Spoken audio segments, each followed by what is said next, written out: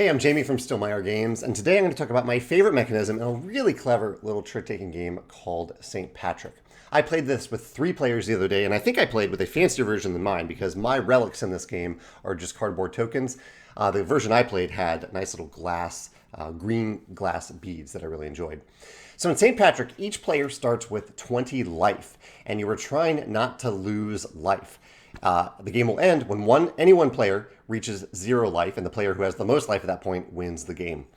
And therein starts a really interesting puzzle in the game, because there are certain cards that you can take that make you lose a life. Like any of the black cards make you lose life, and any of the 7s of any color except for green. Green is the lucky color. Let's see if we can find a 7 here. The 7s also make you lose life. In fact, they make you lose 3 life. And so you're trying not to take cards. This is a card avoidance game. There are certain cards that you do not want to gain in the game. This ties to a really fun decision, kind of a push your luck groupthink decision that happens at the beginning of each round of the game, and that's where these relics come into play.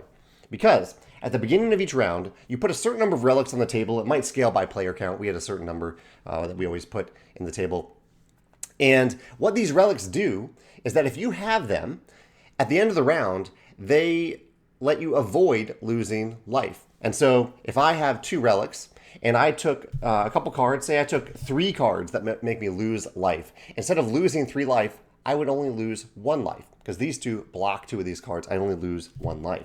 So these seem great, right? So at the beginning of each round, you do a little draft where each player decides multiple times. It's almost a feel of an auction. You get to decide how many relics you want to take. So say I look at my hand, I'm worried about taking a lot of points this round. I take 2 relics. The next player takes 1 relic. The next player passes. I then say, well, there's plenty of relics left in the pot because there's a lot of them there. I think it's like 15 left in the pot. I'll take 2 more. I now have 4 relics. The next player takes another relic. And the next player, who's not out because we're still actively taking relics, they decide, okay, well, I guess I'll take a relic too.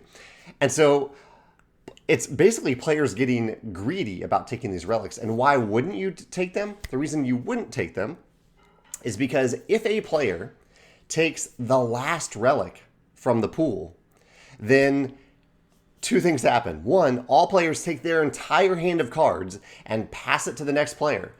You're still within this round. You haven't played out the round. You're still going to play out the round, but you pass your entire hand of cards to the next player. So all your plans go away.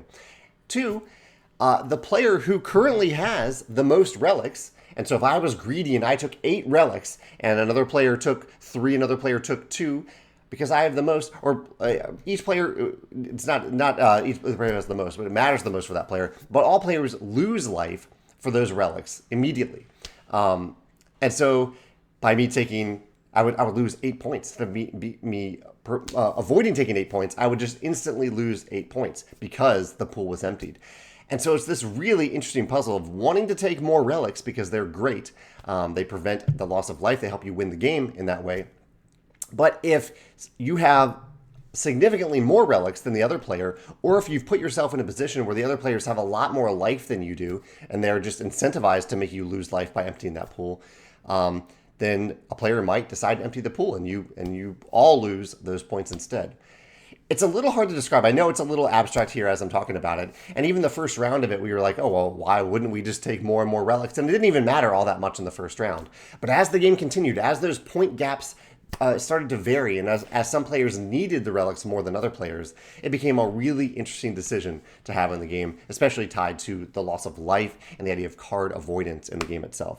So yeah, St. Patrick, really, really interesting game. I'm actually really eager to get it back to the table. I'm going to bring it to game night tonight.